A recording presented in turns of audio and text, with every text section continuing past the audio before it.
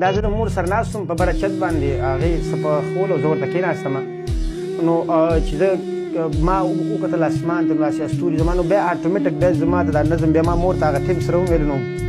بهرحال به هغه هم لږه ساد ماحول و نه شم درته ویلی خو دغه نظم ته راځم چې دا ما خپلې مور ته هم ډالۍ کړې دی ټولو میندو ته ډالۍ وي چې تا ته یاد شي تا به څه ویل غوږ مې ونیسه کیسې ته په سلام یمه مورجانې ستا د دنګې حوصلې ته تا زما په ماشومتوب کې څه خوندونه را پیدا کړل لږ ساحت کې به دې ګوره ستوري څو ځایه جدا کړل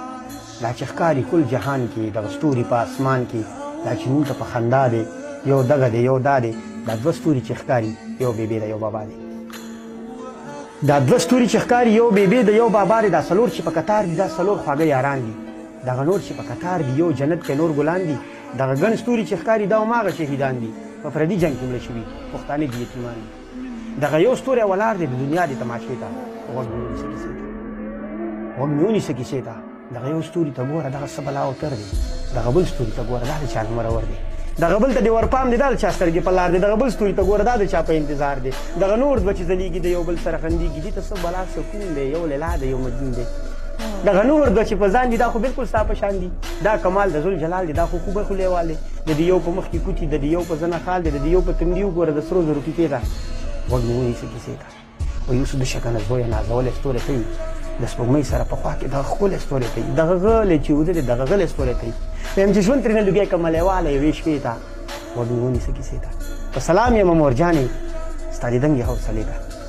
په سلام یمه مورجانې ستا د دنګې حوصلې ته زبردست چې په ټول درته غږېږم او په تال درته غږېږم په ټول درته غږېږم او په تال درته غږېږم زما د خوار وطن په هر یو سوال درته غږېږم وطن له مې پال وکتو په پال درته غږېږم د بعضې غدارانو په چال چال درته غږېږم چې مخکې به څه کېږي د هغې نه درته وایم د خپلې ماتې ګوډې تجربې نه درته وایم اندازه مې لګولې اندازې نه درته وایم دا جوړه تماشه ده او تماشې نه درته وایم دا جوړه تماشه ده او تماشې نه درته وایم ریښتونه که مجاز دی خو زمونږ دپاره اساس دی یو بل فلم جوړیږي او یو بل فلم ساز دی پښتانه به پکې مړه شي دا د پټې کیسې راز دی بس زمونږ سر ته د خیر وي پورته کړی مو آواز دی خو دومره درته وایم چې د نوي جنګ آغاز دی خو دومره درته وایم